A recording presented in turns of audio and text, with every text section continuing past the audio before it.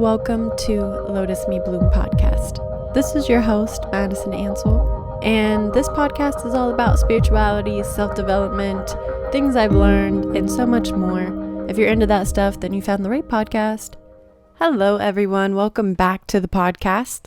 Today's episode is all about my health journey and becoming healthier. 2022 was like my year of really getting back my life with my health. I lost 30 pounds and I really want to dive into what I did and what led me to this point. So I am going to give a backstory and give you guys a little bit of like Cliff Note versions of things from the previous years. But I actually already recorded this episode once and I want to re-record it because I do want to go a little bit more into detail. I think I went a little more Cliff Note version and just was like, I felt like shit. And I want to maybe explain in detail of like some of the things that I was experiencing in those time frames. And also like, my Virgo placements just can't. I'm just like, the perfectionism is coming out so strong when I was listening back and I'm like, oh, that's not like technically chronological order. I need to go back and like say that in the right order. So I'm going to see how this one goes. So I want to start off by just giving a backstory of the last previous years of my life. And also like, just to give you a preview of like, I've always been pretty healthy. Like growing up, I was always a pretty healthy kid, teen. I was very active in high school. I, ran track and played a lot of sports and I was always lifting. And I did have some digestive issues in high school that I will get to later in the podcast because this is truly my journey of 2022 and I don't want to focus so much on like the past stuff because this is kind of what led me into finding out what was going on with me at the core. And this just, like I said, is just to give you a little idea. So in 2019, I was put on quite a few antibiotics and I truly feel like that was like the culprit of all of my issues because immediately after that, I had so many issues, like just very coincidental. And I'm not blaming it strictly on the antibiotics, but if you don't know, when you take antibiotics, it kills the good and bad bacteria in your system. So my doctor did not tell me to take probiotics with my antibiotic. I had no idea. So I'm pretty sure I just killed off all my good bacteria and I had like my body just wasn't digesting or fighting anything. So after the antibiotics, I had like a cyst on my ovaries, like not too far after. And I don't know if that's correlated or not. I'm just letting you know like this was something I also struggled with because I don't know if you've ever had one. Mine did rupture, I'm pretty sure. But like I had symptoms of like being pregnant and like I felt like I was going to pass out and all these things.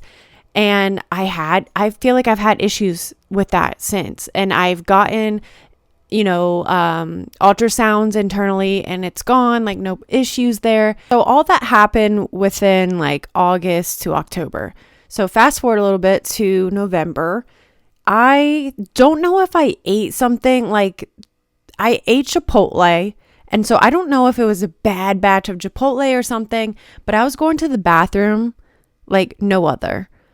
And I don't know if I was just not drinking enough, but I was having these spells of feeling really lightheaded and just feeling like shit. Like I was feeling like I was passing out. Like I would get these cold chills and stuff like that. And I always have checked in with my blood sugar kind of since then because, it does run in my family, like diabetic and thyroid stuff. So that is always something I try to be aware of. And also like, if I don't eat, I do get kind of weird.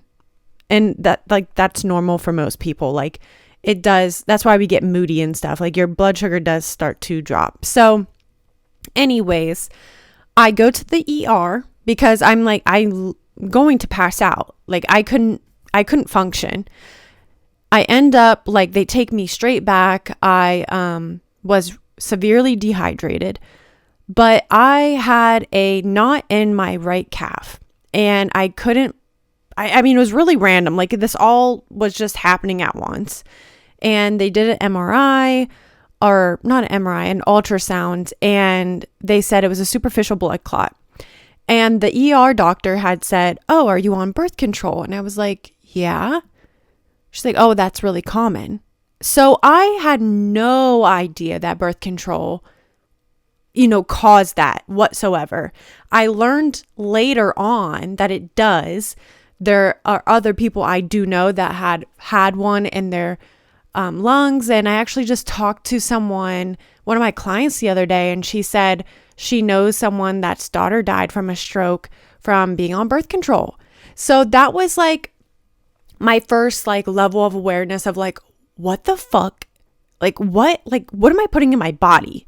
So time goes on because I'm like, okay, I'm not ready to get off birth control. I don't really know what else I would do. So time goes on, 2020 rolls around. I have extremely bad anxiety on top of, the pandemic. Okay, that skyrocketed my anxiety too. But on top of this, I'm dealing with all these weird health issues. So like, I don't know how to explain this all to you for it to make sense. But this is just the things I was experiencing. I do have YouTube videos on it if you would like to watch back like in that time frame. So it was more like in my face. So I'm trying to remember everything. I try to make notes for this episode because I do want to be really descriptive if you are experiencing the same things. I was a little bit more vague in the last episode I did about this. And that's why I'm re-recording it, because I want to give a little bit more detail if you are suffering. So some things that I can remember, I was like really miserable after eating.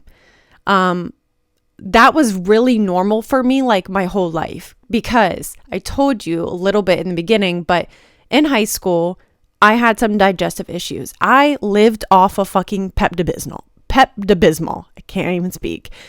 I literally would pop that shit like candy, like the little chewables. I never understood what was going on with me in high school. I think the stress of going out to eat too was making it worse, because if you don't know, like your nervous system is connected to your stress levels, your like everything. It's connected to everything. So if you're stressed out, sometimes that just is going to make you feel like you got to shit. Okay. It's common knowledge with that. But I think I was getting so worked up by going out to eat that I also like triggered, feeling like I had to go to the bathroom. So, in high school, like I said, I started to deal with this like my senior year more.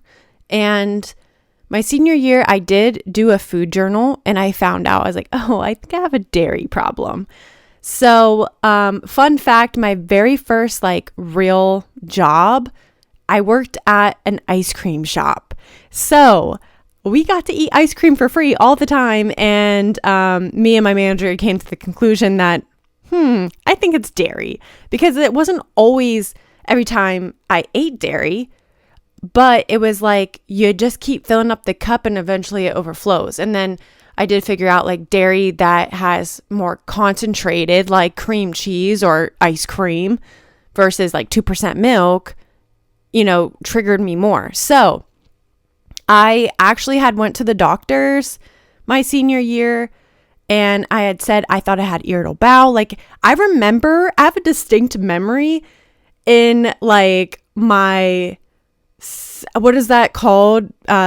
Study hall, my senior year. It might've been my junior year actually, looking up like Crohn's disease and shit like that, because I truly thought like I had something wrong with me.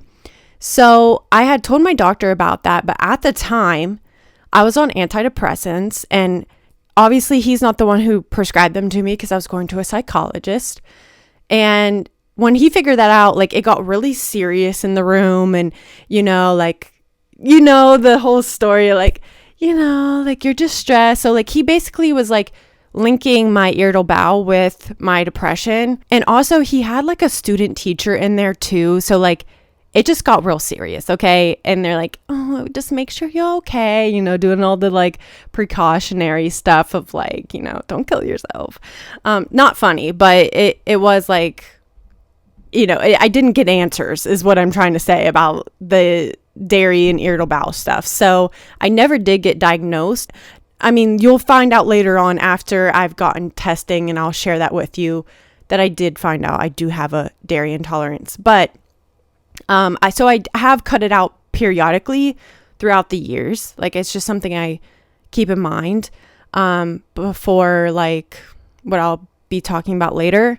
So I also want to add though that food plays a huge role in our mental health and other aspects of our life.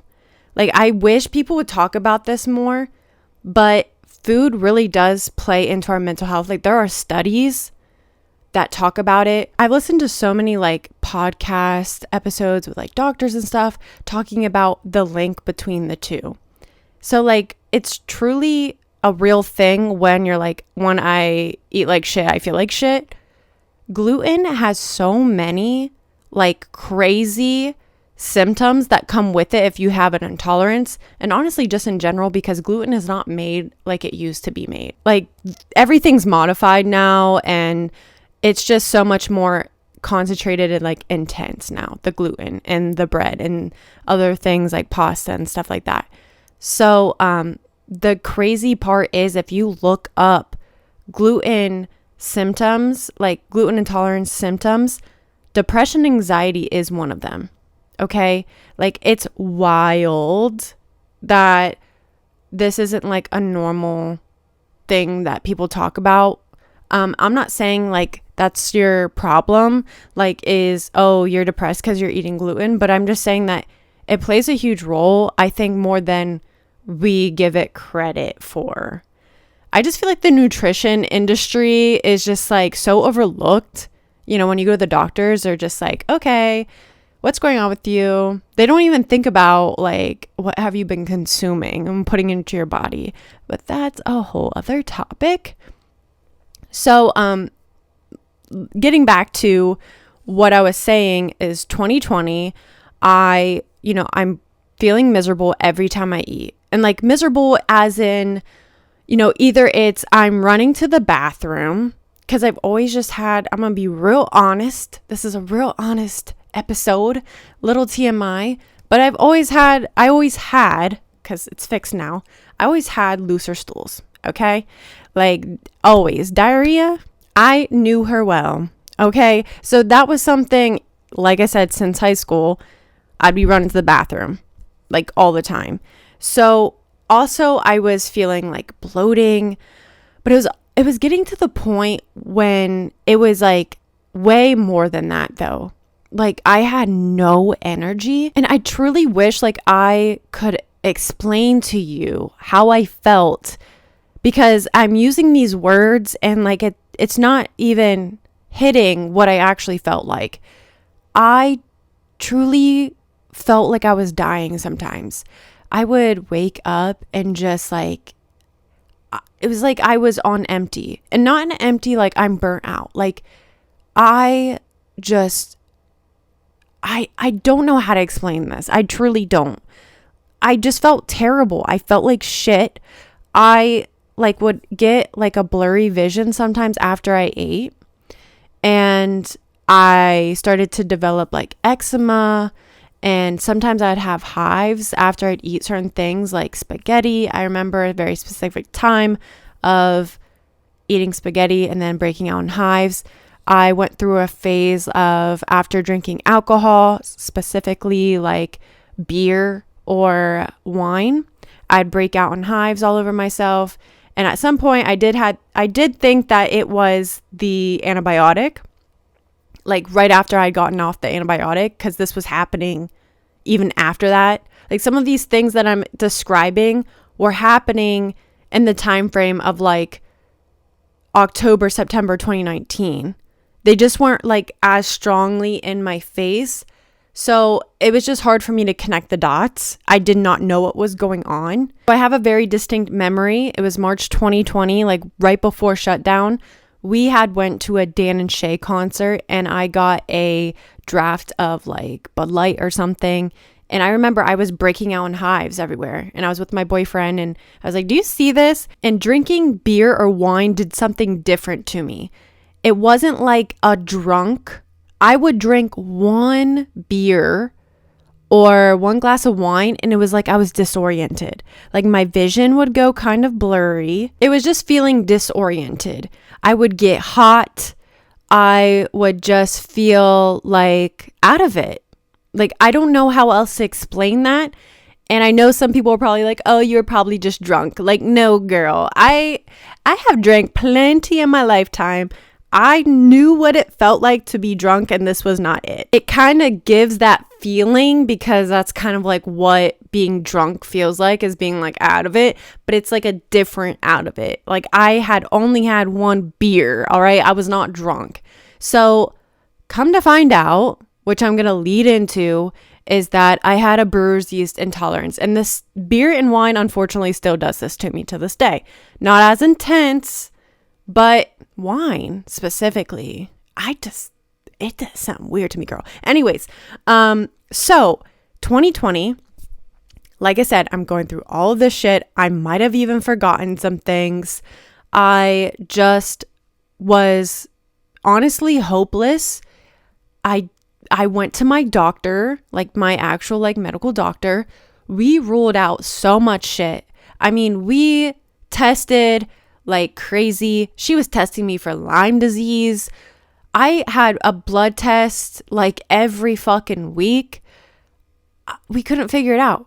At some point, she said I might have had like inflammation in one of my ears, and she prescribed me something to help with allergies or something like that.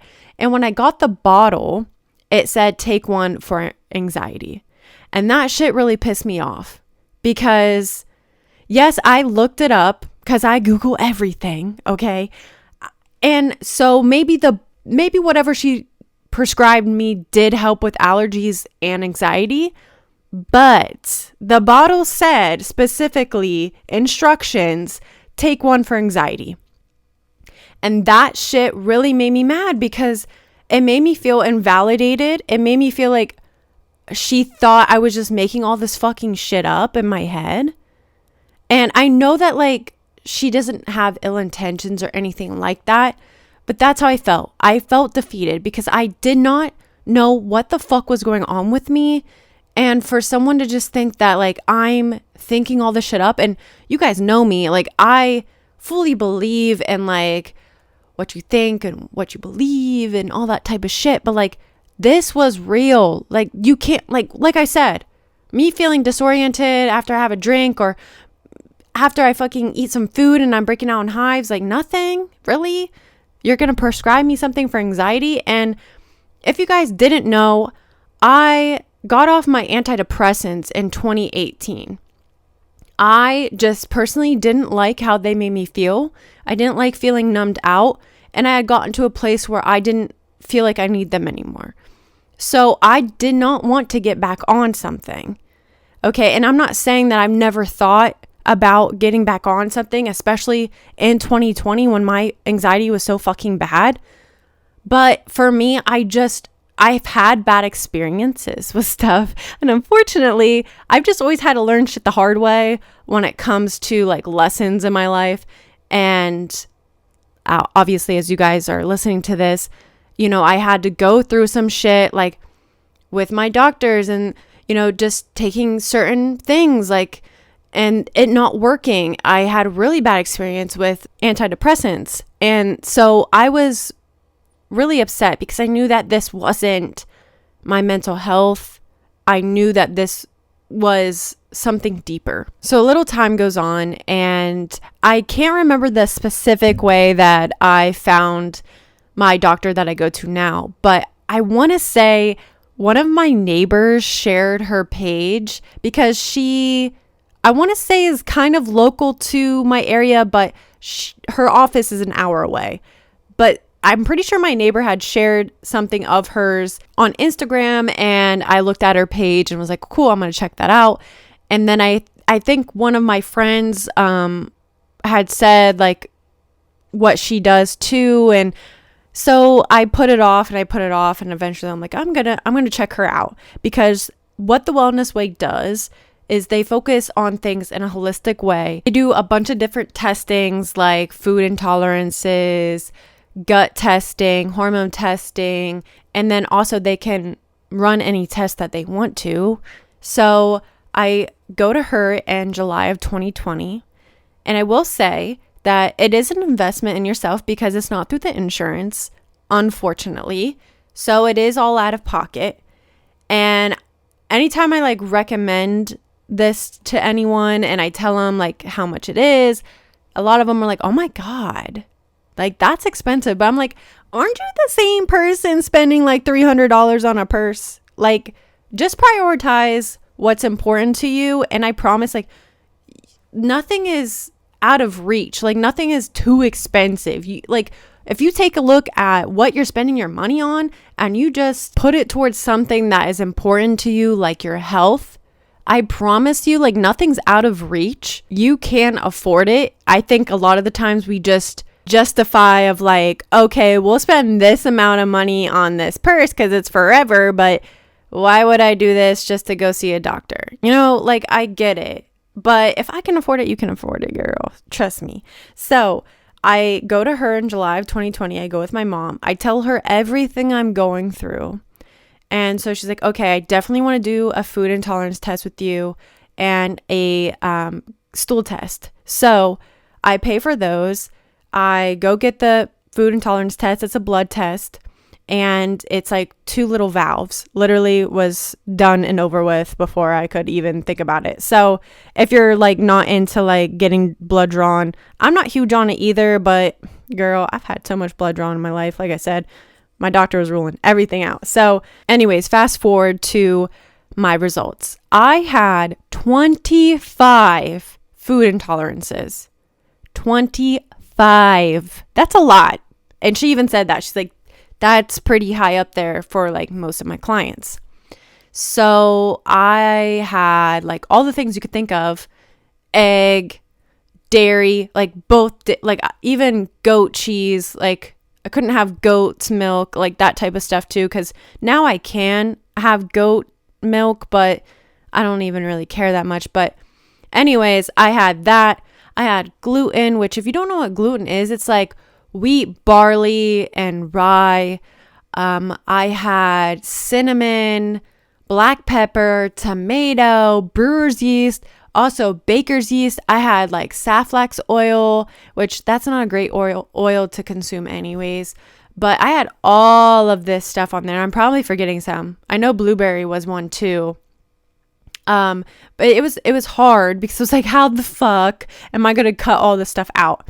And then when I get my stool testing back, she basically was like, you're not digesting anything and your adrenals are out of this world. Which if you don't know what your adrenal glands are, they are connected to your liver. And it's basically how we process like stress, and literally stress as in like mental stress, physical stress, hormonal stress. But the thing I love about the Wellness Way is that they have herbal supplements instead of putting you on medication. And it's a very high quality sourced herbal supplement. They have like their own farm. So it's like not some random stuff that you're taking. Like some stuff you literally can't even buy without like a doctor's recommendation or like the doctor's code. So I was put on all this stuff. And I got my gut back in shape. Like I was able to digest things better. And I did not do the hormonal testing at the time because I was still on birth control. And she did encourage me to try to get off of it. I wasn't prepared. I wasn't ready. I didn't know anything about getting off birth control at the time. And, you know, she had helped me out with that too. And I luckily had a group of women like online that I asked, and they gave me some good resources and books to read and stuff like that. So I'm feeling good. I lost like 18 pounds from cutting all this stuff out. I was not working out or anything like that. So I was feeling really good about myself. I still was substituting. Like, I'm not going to lie. Like, I have addictive personality a little bit when it comes to like food and stuff like that. Addiction runs in my family in all sorts of ways, but food is definitely like one that is very much in my family. So I was still like drinking Cokes from McDonald's and eating candy, like stuff that I could eat. I was still eating it. But for me, like cutting 25 different things out, it really limits your source of stuff, especially with tomato. Oh my God, tomatoes and everything. Like, yes, egg and dairies and everything too, but like tomato, there was a lot of sauces like I couldn't even have, like, or salsa, like shit that I loved. Like, it was difficult. Like, I will say, like, as I get on with the 2022 testing, I can have tomato now, so it just makes my life a whole lot better. So anyways, I'm trying not to like drag this out. So in September of 2020, I did get off birth control. And I did have some symptoms of getting off. If you're curious or ever thinking about getting off birth control, yes, like some of my periods weren't the best when I got off of it. I did break out a little bit, but it did go away. And like my symptoms did get better. Like I would have like a little bit of like this blood sugar feeling during ovulation. But just what really pisses me off is that we're not taught about our own bodies growing up. I did not know up until a few years ago that women only are fertile for like a week. Most, okay, this is most too. I don't want to speak for everyone, but like the average woman is only fertile for so many days. And that's usually right after your period. Not like right after, but like they say 14 days. So when you think about it, if you do get pregnant, like it was kind of like, it wasn't necessary. Like, it's kind of lucky if you think about it. Like, you decided to just have sex when you were fertile. And it's just crazy because men are fertile all the fucking time, yet we have to take birth control. And birth control does all this fucking shit to our body. I got on birth control my freshman year of high school because I was on Accutane, which I don't recommend, for my acne. And legally, they had to put me on birth control. They could not take my word for I was not having sex, because if I was to get pregnant on Accutane, like I could sue them because it fucks up your baby. Like every pill of Accutane had a woman that was pregnant with a big cross through it. Like it was severe fucking shit. Like I had to get blood taken every month for the shit. Like it fucks with your liver. Anyways, I was put on that just for that. And people get put on it just because you have bad cramps or like you have acne. Like, are you kidding me? Anyways, so yeah, I did a bunch of research. If you guys want more information about that, I do have a YouTube video of me talking about some of the ways I track my fertility. I honestly go by like cervical mucus. I usually know when I'm ovulating. You can take your temperature. There's ovulation strips, but I just kind of avoid the window of time. Anyways, so I get off birth control, and I will say you start to instantly ovulate, okay? I hear a lot of stories like, oh, right when I got off birth control, I got pregnant. Girl, you start to ovulate, so you still have to like make sure you're being safe, okay? Because like, girl, I ain't gonna say nothing. So that happens. I'm feeling good. Christmas comes around in 2020 and I start putting stuff back in gradually because I was like, oh, nothing, like I'm not reacting to stuff like I used to. I feel great, whatever. 2021 rolls around. I'm just doing my thing. Like I'm starting to put stuff back in. I'm feeling okay. And also I forgot to mention that in the beginning of 2020, I did a workout program that I had done in the past. And all the foods were very much carby, like gluten and stuff like that. And I felt so fucking terrible during this like workout program I did. And it was just funny to think, it's not funny, but you know, I had these food intolerances. It was like, no wonder I wasn't losing any weight or anything like that. So, anyways, that was just a side note. But I let's fast forward 2021, whatever. I was gaining weight, but I didn't realize it at the time. 2022 comes around, and I was at my heaviest for sure. Like, I've always fluctuated between weights, but I was definitely at my heaviest. And I was, I'm not going to say like I didn't care, because I did. But thankfully, like all through my life, I never hated my body. Like, thank fucking God. I always was okay with my body. I was always in acceptance of where I was at. Like I said, in high school, I was very active, but I'm not going to like sit here and say I've never felt like looking in the mirror, I didn't like how I looked, because I have. Like, I have body goals. I always have had body goals.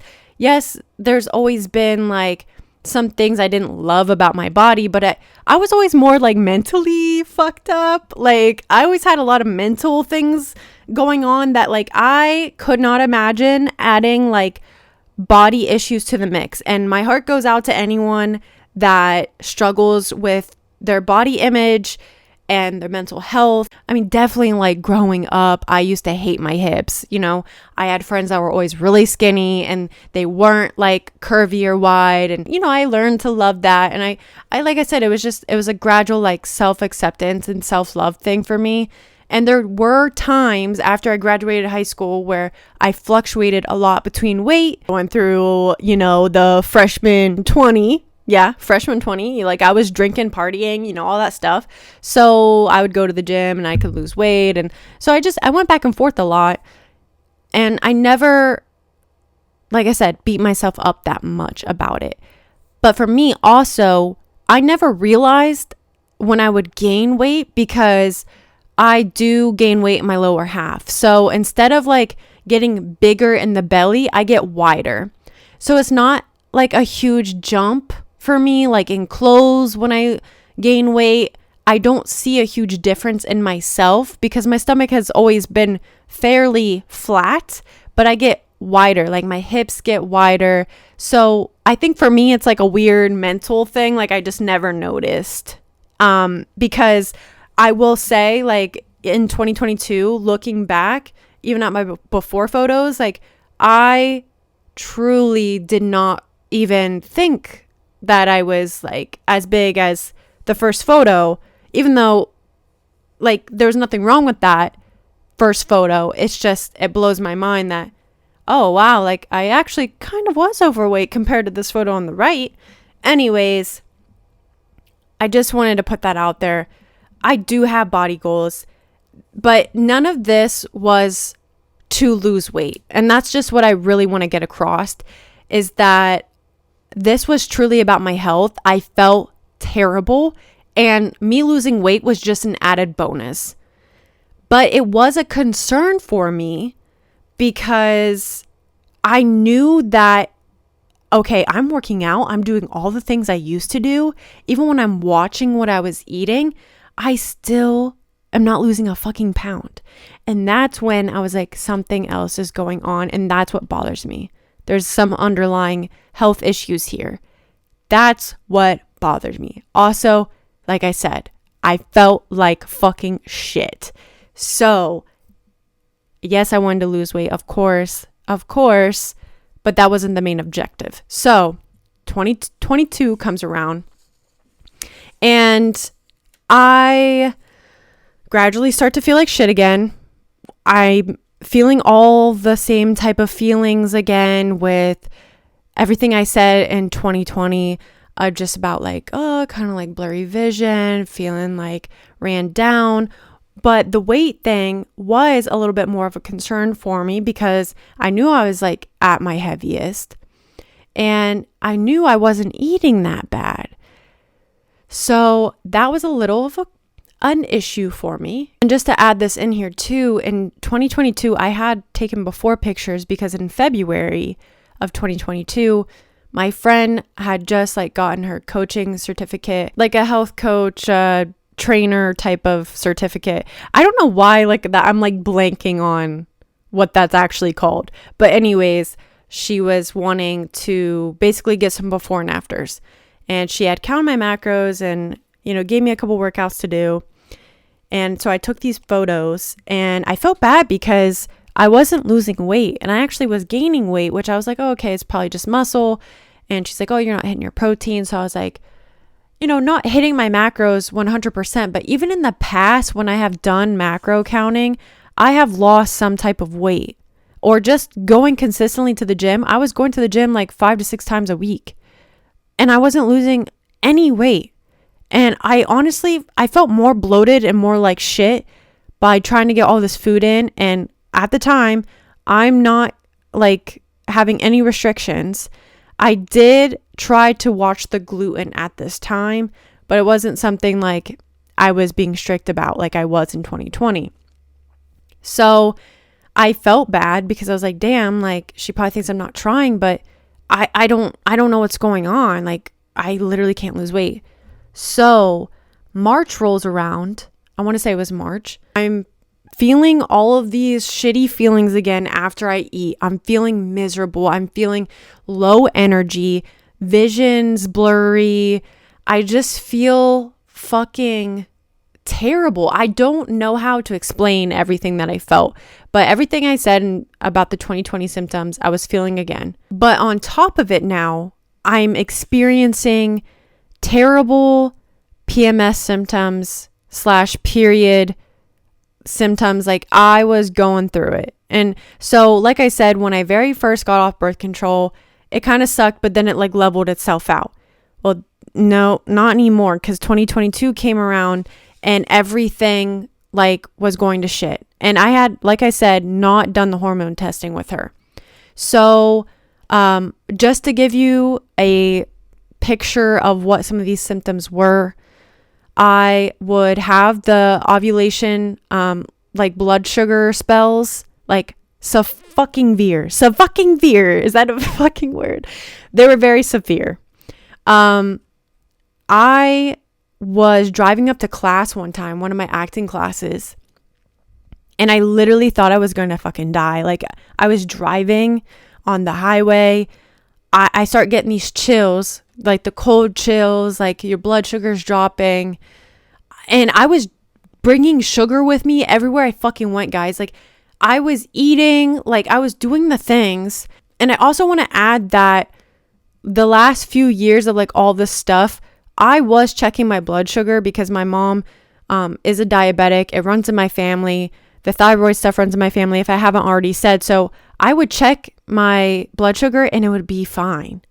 And so I don't know if it was like, I don't know, an old like test strips or whatever, but it would be the same feelings though. Like I thought I was gonna pass the fuck out. Like the feelings of passing out were the ones that always scared me the most, because I was having those feelings at the end of like 2019 into 2020 as well. That was one of the reasons, like my anxiety was getting so bad because I was freaking out about passing out behind the wheel, which if you don't already know too, like anxiety can make you pass out because you're like kind of weirdly shutting your body down. Anyways, that's a different topic. But so I was having that. There would be times I'd wake up with the worst cramps in my life. And it's crazy because they say sometimes like, think back to before you got on birth control, what were your periods like before then? And me like thinking back to, which was a long fucking time ago, I was like, shit, I mean, 8th grade, 7th grade, 13. And my periods were bad. Like if I can remember right, I would wake up in the middle of the night and it would feel like I was having to run to the bathroom and do the number 2. And nope, it was just my period. So, anyways, I would get lightheaded with my period. And the first day of my period would be fucking awful. Like I would get so fucking nauseated to the point that I felt like I was gonna puke. I was not functioning. Like there was no way I was gonna fucking leave my house, let alone go to work. And I remember thinking like, man, I need to start like scheduling my schedule around my period, because there was one day I ended up starting my period, which my period was consistent too. That's the thing that's crazy, is like every 28 to 30 days I had my period. I don't know if I was ovulating every single time. But I remember I had a client, and it was a little bit later in the day, but I was laying in the bath feeling that I was just going to throw the fuck up. I was doing Reiki on my cramps. Like, I did not know how I was going to get to work and work on someone. Luckily, like, it ended up being okay.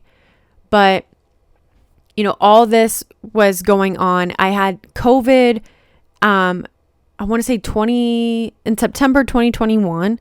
And after that, I did TMI, like my periods became like more clotty. I never like had clots or anything like that. But my periods have always been light, even after I got off birth control. Like, it's only about 4 days. So that was very unlike me. And on top of this, I'm having the food symptoms and stuff like this too. But it's weird because I had just periods of this. Like, 1 month, it would be okay and normal. And then the next month, I'm feeling like complete fucking shit. One of my like spiritual friends once told me like our periods are synced up with like what we're letting go of and releasing, like emotionally and things like that too. Like, our womb is such a powerful center for us. And I'm not going to get into all of that, but I also was just really fucking emotional. Like, I don't know, it was more of like 2021, I want to say, but even like the beginning of 2022, like I was getting severely like depressed around my period. Like, I just remember crying, like, and just being like, what's the point in life, and just being really depressed. So, but it would come and go. It wasn't always every single time. So I'm going through all of that. And in March, I want to say, I decided to cut out gluten again, because I knew I thought gluten was like the thing that caused all of my shit. And I found out later that I think it may have been dairy.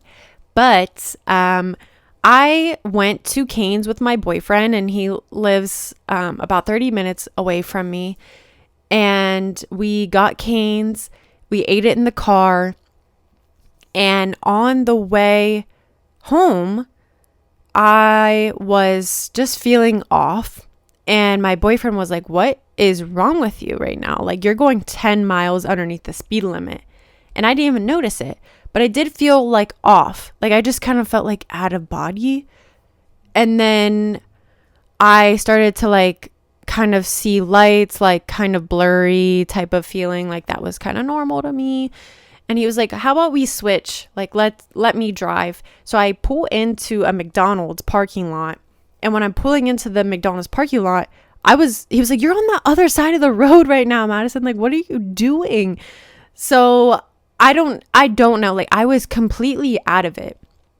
And that is how I was feeling a lot of the time. It was like my fine motor skills like slowed down.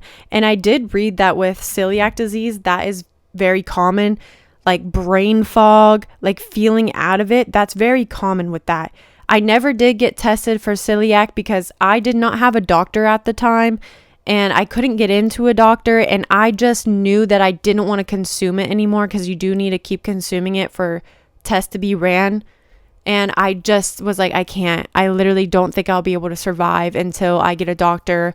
Like, I need to cut this out right now. So, I don't know if I had that or if I have that. But I don't want to get tested because, yeah, I guess it's nice to know, but they're just going to tell you, hey, cut out gluten. So, I mean, I'd rather save myself a little bit of money. So, yeah, so I cut that out. And then I eventually cut out pop too, because I was still drinking McDonald's Coke. If you know, you know. I loved it, but like I knew it was making me feel like shit too. And I also was like, maybe this is why I can't lose weight. And also I was getting like the intuitive download too. If you guys follow me on TikTok, like I was making TikToks about this like as I was going through it, but I was getting the download that I was blocking my manifestations because I wasn't treating my body the way it should be. Like if I'm not in good health, how can I run a business, or how can I be that version of myself that I want to be if I'm literally like feeling like shit all the time? So I was like, okay, I need to be strong. I need to cut this stuff out. So I do that, and I probably lost like 5 pounds or so. I lost some weight, but I was still feeling really terrible. And my hormones and stuff was like the main issue. And at the time, I was watching a lot of videos on YouTube like about PCOS. I thought maybe I had PCOS because I was like, why can't I lose weight? I'm having these issues. And a lot of people I even talked to, like I personally knew, who have PCOS was telling me, it sounds like you have PCOS. And so a lot of people that have PCOS end up having like gluten and dairy intolerances too. And I literally talked to like 3 people I knew that had PCOS, and they had said, yeah, that sounds like what's happening with you. So I'm like, okay, I think I need to go back to Erica. I need to get an updated like food intolerance test. I want to do the hormones. So I scheduled with her, but I also just wanted to rule everything out. So I'm like, okay, you know what? I'm going to go and I'm going to schedule with my gynecologist, which I'm not going to go into too much detail with that, but let's just say I have not went back to her. Yeah. So she really invalidated the fuck out of me and basically said that I was self-diagnosing myself through TikTok, because PCOS is really big on TikTok right now. And I was like, I'm not even on that side of TikTok. So I was just like rude. But basically she was like, there's nothing I can do for you unless you get back on birth control. So I was like, that's not what I want to do. I was very clear about that. And the thing is, when I got off birth control, she was super cool about it. Like she didn't like ask questions, nothing. Like, cool.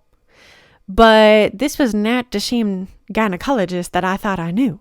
So she was like, okay, well, I'll still like run some tests and we'll get you a like ultrasound, and see like about the, cyst on your ovaries type of thing. By the way, after I did have a cyst on my ovaries, I did get another like pelvic ultrasound and it was gone. So she was just like, we can rule that out again. But she ended up taking my blood test for my hormones that morning. And she's like, you're supposed to be fasting. And I told her I had had a hard-boiled egg. But she's like, I'll take that in consideration. So I'm like, okay. So that came back pretty normal. I ended up going to the pelvic ultrasound, which I had already went and saw Erica. So that is my doctor, by the way. Erica is the Holistic Wellness Way doctor that I go to.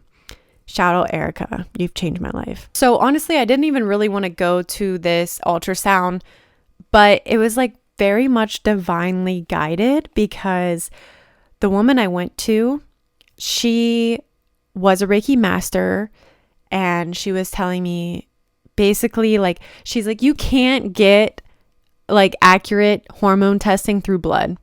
And she's like, you probably just have like a deficiency in something. And she was doing like some like body testing things, like, if you use yourself as like a pendulum, like she was doing that with me in the hospital room.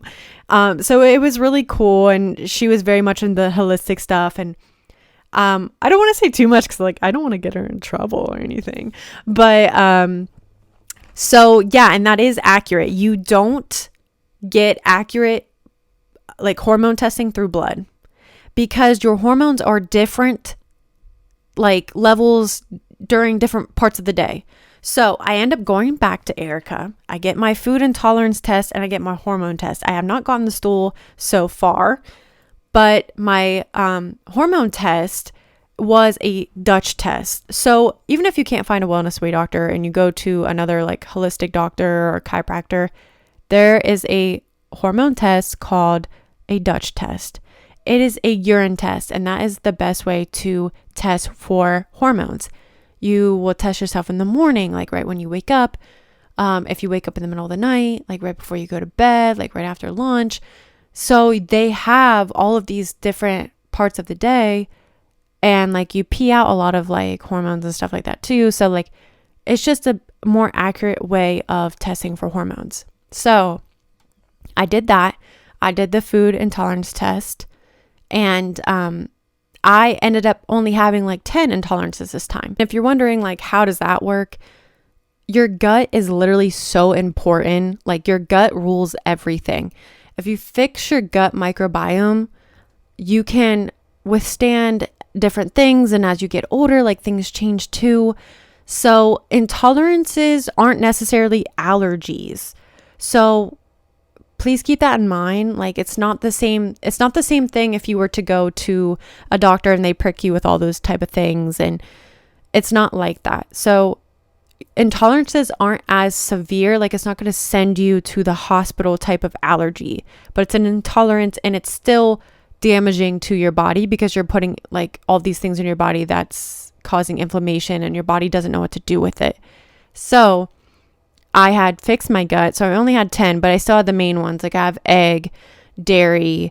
I still have brewer's yeast.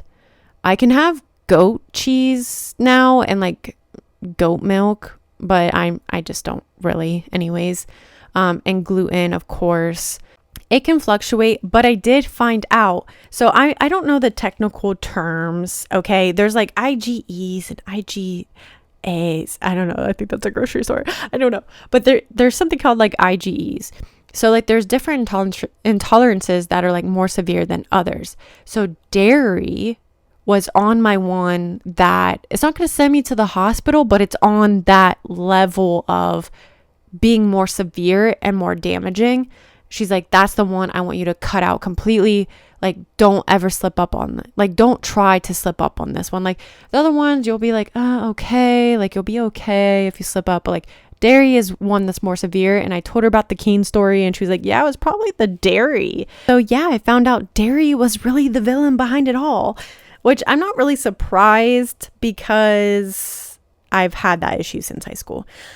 And also, I still feel very strongly about gluten and all the things that causes. So, I get those back. I get my hormone stuff back. And all my hormones were normal. I was producing enough. I was low, I think, on melatonin. But she did ask me, like, how are you sleeping? And she asked, like, are you crashing, like, mid-afternoon? And I was like, oh, yeah, for sure. And so what was happening was that I was producing enough hormones and everything, but my body was not detoxing the excess amount of them. Like my body wasn't detoxing, period. So the hormones had like nowhere to go. And she did tell me that hormones, like when they change like very rapidly, like say progesterone drops or something like that, it can mimic a like blood sugar spell that I very much was experiencing. And so she told me that my adrenals were like out of this world. The number was very high. Like I said earlier, your adrenals are connected to your liver. It has to do with your hormones, your mental stress, like stuff we're putting in our body, toxins in our body. My body literally just could not detox at all. I was putting all of these toxins in my body, like literally like shitty food. And then on top of it, I'm putting food that my body can't even like understand. Like it's basically putting poison in my body. And my body was just fighting it. I was so inflamed. And when your body can't handle something, it's going to, hold on to weight because it's literally just, it's in like fight or flight mode. So I end up cutting out all of my food intolerances again. I lose like 13 pounds. I'm starting to feel better. Still having some issues with the period stuff. So in October, I had to do a detox. It was the Wellness Way Detox. It was a book I had to buy and follow all the instructions on it. And I do have a YouTube video of me like doing it, but I didn't explain it in detail of like what I was doing.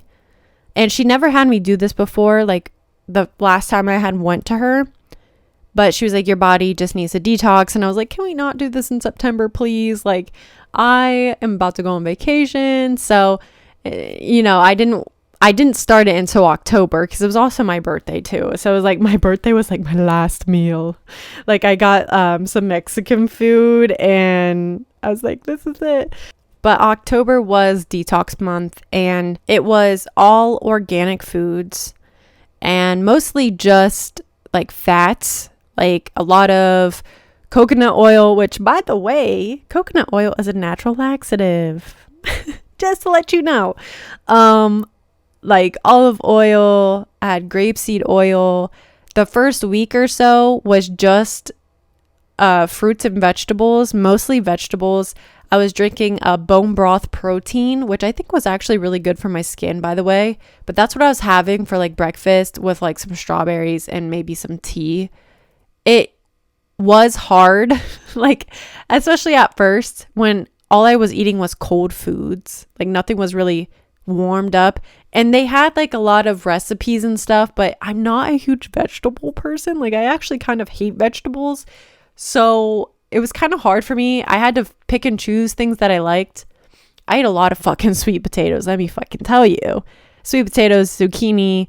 Day 11, you could add fish, but it was like certain types of fish. And then like day 21, you could add chicken, but it had to be, like no hormone added chicken, the good stuff. And I didn't have like a whole lot of resources, just a couple local stores, but I detoxed, y'all. Like even emotionally, it's hard because it is a lot to prep your meals out, and make sure that you have shit to eat. And it can be stressful. And then I'm detoxing all type of like artificial sugar out, because occasionally I like my lemonades and stuff like that, even though I had cut pop out previously. It's difficult. And it definitely came out on my face. My makeup looks so cakey. Like my mom was like, are you using a different foundation? I'm like, no, this is the same foundation I've been using. So it was I was detoxing. Like you could tell I was going to the bathroom a lot, like the first week or so. And it did kind of worry me too, because I was losing so much weight very quickly during this detox, because I also was drinking like half my body weight of water. And I was kind of concerned. I'm like, I'm dropping a lot of weight. It's only been like 2 weeks. But I eventually found my rhythm. And once I got some fish, I was like, okay. And I like was living off this like vegan ranch that I was allowed to make. It was with grapeseed oil. It's the brand Follow Your Heart. Not Follow My Heart. Well, it might be. No, it's Follow Your Heart. I don't know.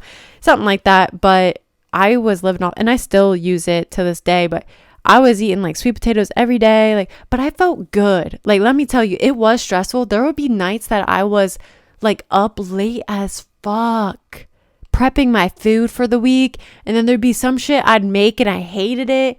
But there was stuff that I was introduced to, like lentils, actually pretty fucking good. Let me tell you.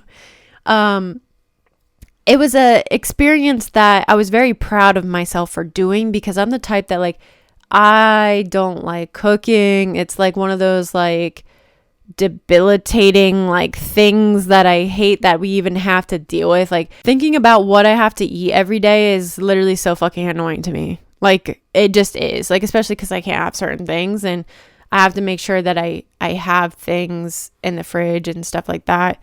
So I always was just like, like I'm not cooking, or I would just not eat sometimes because I just didn't fucking want to cook, or I'd tell myself I didn't know what to cook or I can't cook, stupid shit like that. So it did make me feel like I could cook and like I could, make myself a nice, nutritious meal.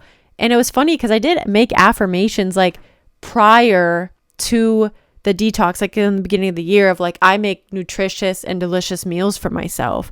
So it was this huge thing for me mentally that I was like, man, I did that. And now I'm starting to get in this rut again. I'm like, I don't know what to eat because I want to go back to the detox like type of diet, but it's also like, it's so like restrictive. And if I loved veggies, it'd be a little bit easier for me. But I basically kind of stick with it though. I mean, I eat a lot of chicken and like peppers and onions and stuff like that. But yeah, so I detoxed. I lost 13 pounds with that. And I felt really fucking good. Like I just felt good mentally. I think more than anything, like nothing crazy happened physically for me other than, yes, I did lose weight. But I felt mentally like I can fucking do this. And I do want to add too, when I cut all of my food intolerances out again, it was more of an easy transition because doing it in 2020, I knew that I could do it. You know what I mean? Like I knew that I could do it. I've done it before. I was thriving doing it.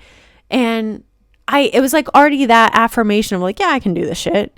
And I feel like once you start doing those things, those challenging things at first, it becomes second nature. Like now it's second nature to me to like not think about gluten or dairy or anything like that. Now, I'm not saying it's not challenging because dairy, I fucking love cheese, and pizza is like my favorite food, and it's really hard to find a gluten-free, dairy-free pizza unless you're getting a vegan pizza. And no shade, but vegan pizzas taste like cardboard. So, not trying to hurt anyone's feelings, but I tried a lot of different things. The very first time around, I did really hold on to those alternatives of gluten-free bread and gluten-free, pancakes and all of that type of stuff. But as this last year and having to cut all the stuff back out again, I've realized that a lot of that stuff, one, isn't really healthy, and two, it doesn't really taste the best. Now, I do want to say, if you are thinking about doing any of this and it's intimidating and all that type of stuff, I do just want to say that there are alternatives. There are so many gluten-free alternatives, and a lot of them are pretty tasty. Like the gluten-free ones, pretty tasty. Dairy-free stuff isn't the best in my opinion, but like, I don't know, gluten-free bread, like I used to eat it all the time, and then I got to a point where I'm like, this isn't really that good, and honestly it doesn't even taste like bread. It's not that it doesn't taste like bread, it just doesn't have the same texture. Let me say that right. It just doesn't, it's like too much bread. I don't know how to explain it, but some people really love it, and I just want to say, like, most stuff is gluten-free now. So even restaurants, like a lot of restaurants have gluten-free options. Not a lot of restaurants have dairy-free options. That's where the hurdle comes in if you're doing both. But just to give you encouragement, if that's what you have to do to get yourself to cut something out, I promise you it's not as hard and challenging as it seems. And once you get into the rhythm of it and like, oh yeah, I can do this, I promise it's like, it's not that big of a deal. And Mexican food is so like easy to have options with, just saying. Like, I feel like that's all I eat if I do go out to eat or anything like that. Like Chipotle has great options. I don't know about their oils necessarily. I don't think Chipotle probably cooks with the best oils, because now after I did my detox, I do have to worry about oils, like canola oil and stuff like that bothers me now. Those aren't the best oils to consume anyways. But I do just want to put in that disclaimer, like, there are so many freaking gluten-free pizza options at pizza places now. Like, I think it's great. So don't feel intimidated. I promise at some point this stuff feels like second nature if you're looking to do this. And just because I don't care for that stuff anymore doesn't mean I don't like ever buy it. Like there's so it's called like, I want to say it's called So Dairy. Shit, I don't know if that's really what it's called, but there's a lot of dairy free options and stuff at Walmart. There are yogurts that are dairy free that aren't that bad, truly. A lot of the other stuff, but there are options. All right, so let's wrap this up. Okay, so at the end of my detox, lost 13 more pounds. So in total, I lost close to 30, and then gradually I just lost weight. I just naturally was just losing weight, and I still to this day, like, I've kind of plateaued at a certain weight, but like some days I'm like way lower than other days. You know how that goes. But I'm now at a weight that I was at my senior year of high school, which is fucking insane because that was 7 years ago. I never, ever, ever would have thought that I would be down to this weight again. Now, granted, I probably don't look the same as I did my senior year of high school because weight is just a number to me. And truly, I had a different body type in high school. Like, I was running all the fucking time. I did track. I did tennis. Like, I was very active. On top of that, I was lifting a lot. So a lot of that was just purely muscle.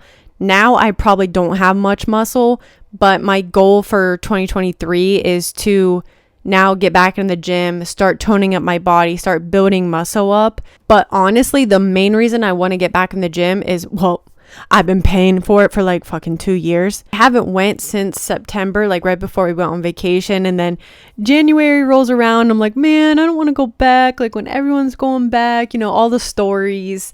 I don't want to seem like the new guy, even though I've been paying for it for like 2 years.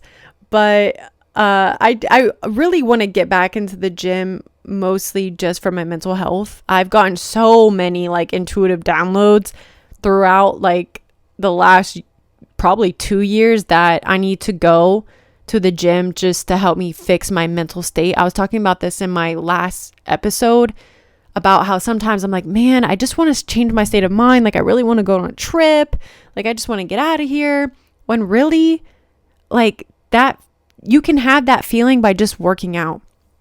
Like after you have a hard ass workout, like if you go running there, it's like almost like there's nothing to be upset about anymore. Like the feeling is neutralized. And I was even reading my birth chart the other day. I found like a different website to look stuff up on, and it goes more into detail about like transitions and stuff like that. And it was talking about like you have so much like extra energy that you need to like exercise to burn it off. And I truly fucking feel like that is like a key component in like what I need to do with myself to get me to where I need to go. So not only, yeah, I want to build muscle and like do all that type of stuff again, I just need it. But yeah, so I'm back down to my senior year weight, which is crazy. And I truly just, I never would have thought, like that was always a goal of mine. Like, man, I'd love to just like see that number again. Even though like I said, you know, 60 pounds of fat is different than 60 pounds of muscle. Like it doesn't really matter at the end of the day. It's just one of those things. I was like, I just love to like, just to see it again, you know, one more time. But anyways, I'm getting off topic, but yeah, so I ended up dropping 30 plus pounds and I feel great. My symptoms of my period are like non-existent. I get a little crampy like here and there, but nothing crazy. I feel so fucking good. I have an appointment coming up. I had to push it back to March because I have so much shit coming up right now. She does want me to check my thyroid and stuff like that again, just to make sure everything's okay there.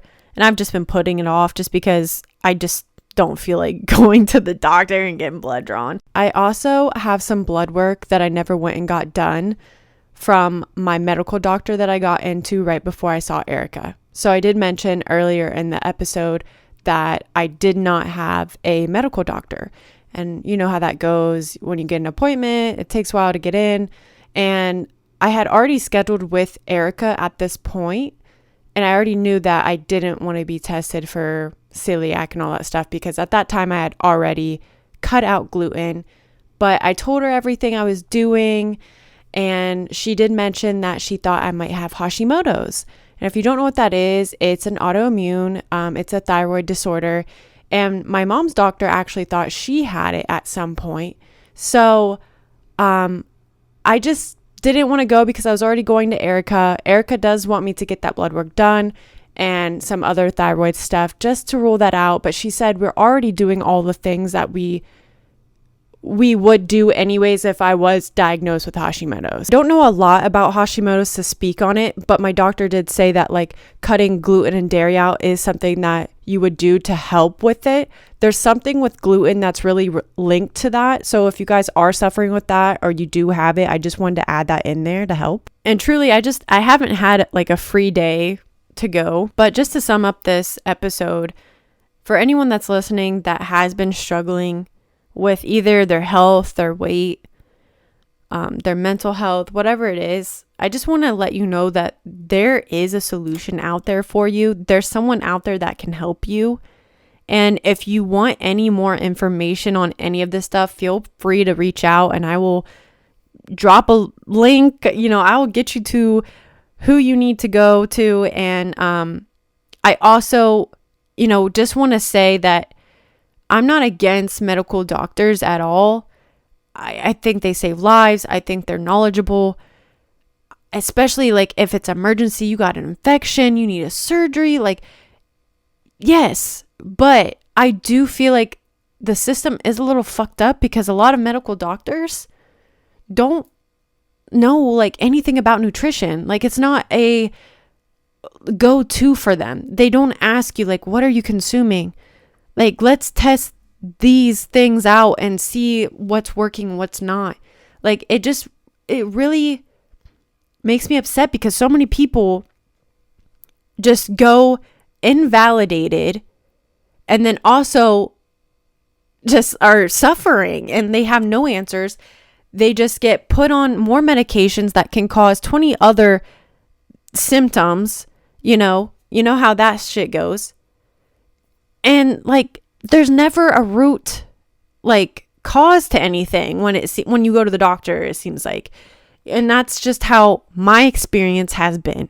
I feel like we should get to the root cause of why are you feeling this way?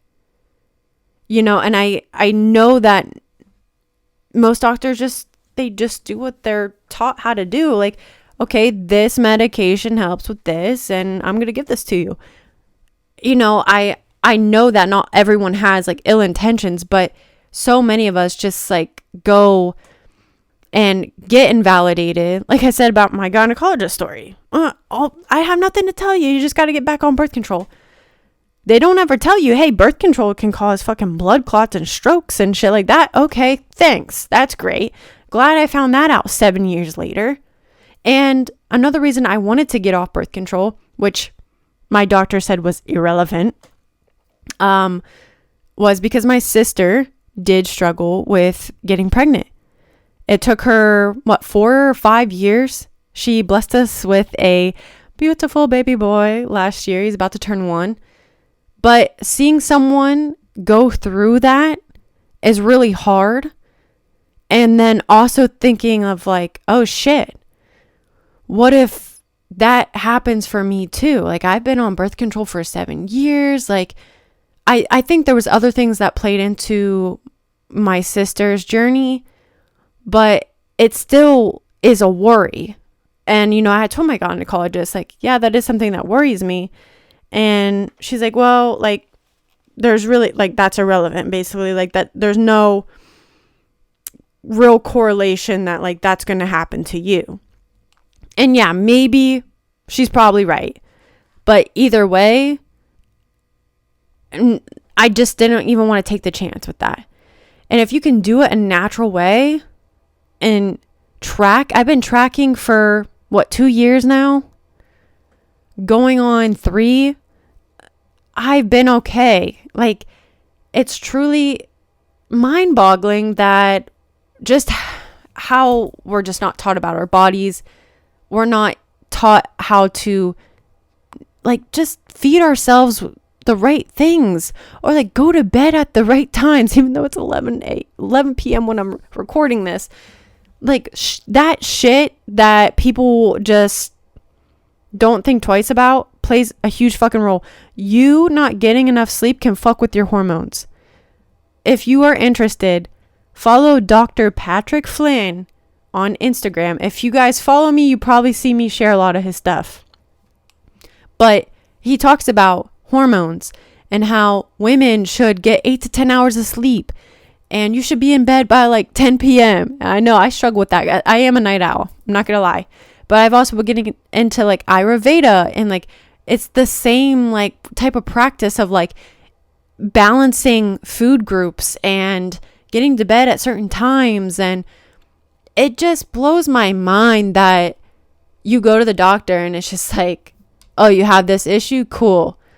Let me just give you this. Like I've had a lot of experiences, as you guys know, and I've just had to learn shit the hard way. And if I can just help someone like speed up their process of finding their answers, I'm going to do that. And I'm not saying you have to take my advice. I just always want to share as much as I can. I tell a lot of my clients about it, my family members, anyone that's honestly struggling. And it doesn't even have to be like so direct as you have issues with food or gut issues. You ruling out your food intolerances could play a huge role into your health. Just because you might not have gut issues or issues with food doesn't mean that something else is being correlated with a food intolerance. I will say right now, like skin issues are pretty much always linked to a reaction in the body, and it's coming out on the skin. Eczema, hives, all of that stuff went away when I cut out the things that were, causing a lot of inflammation. My acne has gotten better. I still struggle with it a little bit, but all of those things are just signs that there's something going on in the body. And I so wish that one day we could have like health centers, like a part of a hospital or something like that, which some hospitals are getting to this point. Like there are some hospitals that have Reiki masters and stuff in them. Little did you know, there are some surgeons that will not work on their patients unless they get Reiki done first. Just in case y'all curious about Reiki, okay? But I just wish we had a center where you had your medical doctors, you had your chiropractors, you had your dentists. Yes, I said dentists. And I know that like there are things that have multiple things, but I want to say like in unison.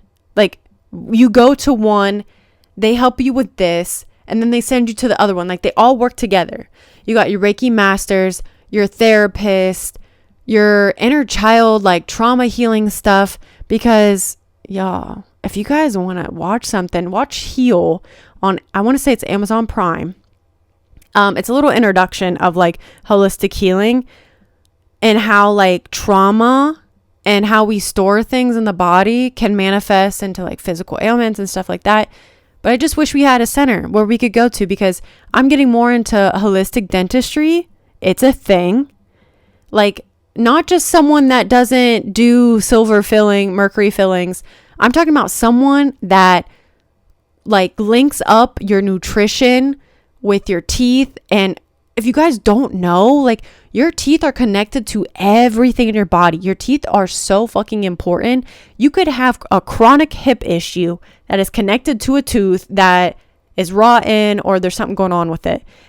I follow a lot of holistic dentists on Instagram, and they have crazy fucking stories about how they fixed this person's tooth and their patient's chronic knee pain of 20 years goes away.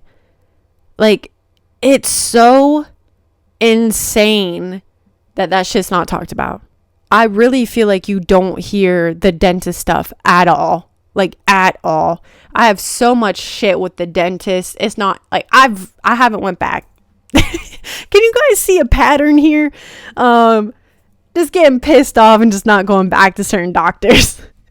Like, seriously, I've had a time. I've had lots of experiences. Let me experience it so you don't have to. Okay, let me put you on, because I can help you out, because I've fucking experienced it, y'all. I really have. And I also want to add that chiropractors are doctors too. Okay, getting adjusted by a chiropractor is not just for physical pain. A lot of people have that mistaken too, that, oh, I'm not in physical pain, so I don't need to go get adjusted by the chiropractor. What? Chiropractic care literally helps with your immune system, your digestive system for sure. I swear, like, it helped me with my headaches, anxiety. It did make my anxiety get better, because I did go in 2020 when all this stuff was happening, because I was like, you know what, I'm gonna try going to the chiropractor. I got so sick after the first time I went, because I had it was like 7 years in between the first time I had went to the chiropractor in high school to 2020.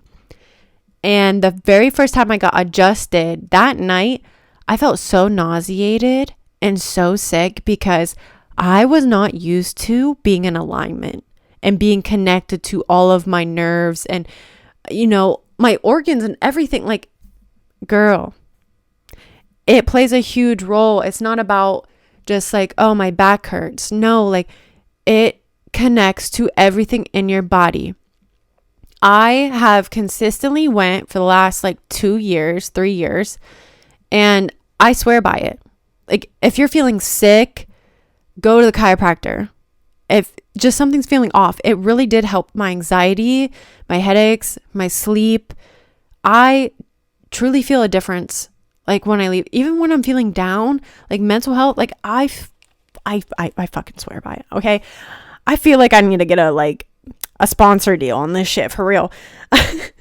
But seriously, like, you need to go to the chiropractor. If you have what it's called, a subluxation, my chiropractor has taught me well, which is basically your nerve supply is being cut off. Imagine like that being cut off to your stomach. Like, you're not having that flow of, energy. Like, you're being cut off from your brain. Like, it's sending weird signals to your brain. Anyways, I'm not trying to like teach y'all this shit. I'm just letting you guys know about holistic health and how everything plays into everything. Like, it's not always just one cut thing for someone. Like, this is it, it's a bunch of things put into one. But I truly, truly believe that food intolerances play a huge role, whether you feel like you have gut issues or not. Your hormones, also fucking huge. And if you struggle at all, take Shishandra. If you want to take herbal supplements, Shishandra is great for all women and their hormones. I can feel a difference when I don't take it. But I highly recommend, if you aren't local to me, type in thewellnessway.com and try to find a doctor in your area, because they're all over and they all do different things too. Like, I'm sure some of them provide different services and things like that. But I've changed my life, and I truly didn't even have intentions of working on my health all of 2022. Like, yes, it was on my vision board, but so was like many other things. I had like veggies on my vision board for 2022. I had a couple athletic workout bodies that I wanted to embody. It was something I had intentions of doing, but it was something that I no longer could like ignore, and it became my main focus. And I truly feel like it's going to lead me into me manifesting other things, because now I don't have to worry about my health anymore. I'm good. Like, I can now focus on this next part of my life. And I'm amazed that I was able to do that, because it seemed like so much work in the beginning, and it seems like a lot when you're starting your health journey and you're trying to get right and you're trying to take care of yourself and, fighting the temptations. Like today, there was some buffalo chicken dip in the fridge and I really fucking wanted some. And I'm not saying I never slip up like around Christmas. I definitely did this year. Cookies, whatever. I still felt like shit. And I think that's the thing that is so strong for me is my why. When I did it the first time in 2020, I was like, okay, cool. I feel great. But now I know. And for me, I know, okay, if I eat that, I'm going to feel like crap. I don't like how this makes me feel, so I'm not going to consume it. That is so strong for me because I have felt what that feels like. And I don't want to feel like that again. I don't want to, go down that path again. And I've tried to, keep with the healthy organic stuff since my detox.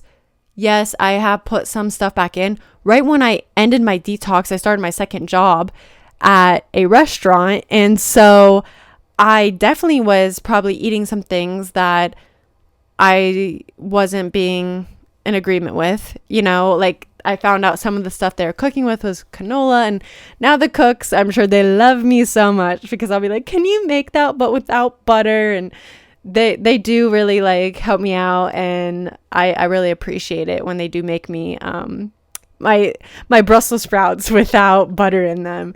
I really like it. It means a lot to me, and they know that I can't have certain things, and that's something that you just have to get over too, because I know eating is such a social thing for people, and it is hard when you're like, oh, I can't have that, I'm sorry.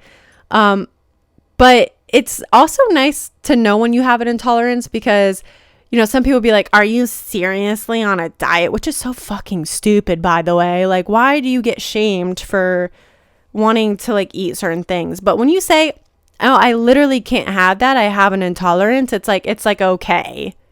And there's no more discussion about it, which it's just, that's annoying in the first place that we even have to say that. But I do just want to say that I know it's hard. Okay. But you just have to have a really big why of like, why do you want to do this and where do you want to go and be, but also reminding yourself of that doesn't feel good to me. Because trust me, I am not going to lie. During the detox, my family, they got pizza and I literally like wanted to fucking cry. I wanted to cry because pizza is my favorite fucking food. It's my favorite food to this day. I'm not saying I'll never have pizza again, but I had to walk away. And even a couple weeks ago, my family got pizza again. And that pizza's just my trigger, okay? But I really was upset, like deep down, like I had the temptation of like, I'm just gonna take a bite. But I remembered, no, you're not going to feel well. You're not going to feel well. So I get it. I truly get it. I know it's hard. You have to just kind of find that discipline and that willpower and just have that really strong why.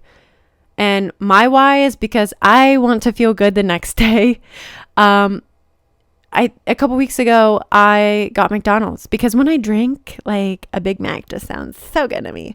But I know the next day I pay for it. Okay. So I'm not saying you'll never slip up, but the consistency is key. When you keep going and you don't give up, it gets so much easier because you affirm to yourself that, hey, I can do this. And even changing the mindset of like, this is easy. It doesn't have to be hard. It really doesn't. And when you get to that point of majority of the things you eat are healthy and you're consistent, when you do slip up, it's not that big of a fucking deal. It really isn't, because your set point is this healthy version of yourself. So yeah, you might have maybe one weekend, you'll go get McDonald's or whatever. When you are 80% healthy, and those 20% slip ups, it does not matter. Like, it doesn't affect you as much. One, even if you have food intolerances like me, Okay. Since I don't eat those things as much, they aren't as severe when I do slip up, but they're still there. So I don't like to slip up. But I just want to say, even if you don't have food intolerances, when your diet becomes 80% healthy, those 20%, cheat days or whatever, it's not going to make that big impact into your life. Versus if it was the other way around, you eating 20% healthy, like it's not going to do anything for you. You know what I mean? And I also want to say, before I get off of here, you will find things that you really love.